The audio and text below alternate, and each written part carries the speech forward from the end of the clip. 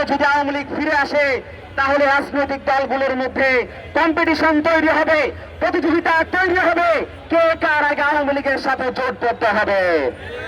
এই অনৈক্য, প্রতিবাদ বিরোধী রাজনৈতিক দলগুলোর মধ্যে যে অনৈক্য, সেই অনৈক্য আসলে বলে দেয় ভবিষ্যৎ বাংলাদেশের যে রূপরেখা, সেই রূপরেখা আমরা এখন পর্যন্ত বিনির্মাণ করতে পারি নাই।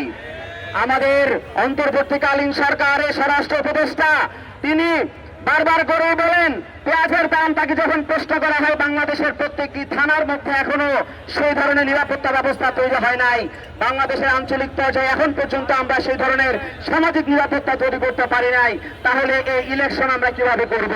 তিনি তখন সেই প্রশ্নের উত্তর না দিয়ে তিনি বলেন যে আলুর দাম অবশ্যই কমবে, আলুর দাম অবশ্যই কমবে, পেঁয়াজের দাম অবশ্যই কমবে, কিন্তু তিনি নিরাপত্তা জনিত কোনো প্রশ্নের উত্তর দিতে চান না, কারণ তার কাছে সে উত্তর নাই। এই অন্তর্বর্তীকালীন সরকার এখন পর্যন্ত নির্বাচনের লেভেল প্লেইং ফিল্ড তৈরি করতে ব্যর্থ হয়েছে। আমরা বলতে চাই, যদি নির্বাচনের লেভেল প্লেইং ফিল্ড তৈরি না হয়, সংসদ সদস্য প্রার্থীদের নিরাপত্তা নিশ্চিত করা না হয়, তাহলে কিন্তু 111 ফিরে আসবে, আওয়ামী লীগ কিন্তু আবারও ফিরে আসবে। আর তাই আমরা আজকের এই সমাবেশ থেকে বলতে চাই, অবিলম্বে জুলাই যোদ্ধাদের নিরাপত্তা নিশ্চিত করতে হবে, নির্বাচনের লেভেল প্লেইং ফিল্ড নিশ্চিত করতে হবে। বাংলাদেশের মধ্যে যে আধিপত্যবাদ বিরোধী ঐক্য রয়েছে, সেই ঐক্যকে জোরদার করতে হবে। শেখ হাসিনা দিল্লিতে বসে বাংলাদেশের মধ্যে অস্থিরতা তৈরি করবে, আর ফেসিবাদ বিরোধী রাজনৈতিক দলগুলো তাদের মধ্যে কাদা ছোড়াছড়ি করে সে ঐক্য বিনষ্ট করার মাধ্যমে শেখ হাসিনাকে বাংলাদেশের মধ্যে আবারও ফিরিয়ে নিয়ে আসার চেষ্টা সফল করবে, সেটা আমরা কখনোই প্রত্যাশা করি না।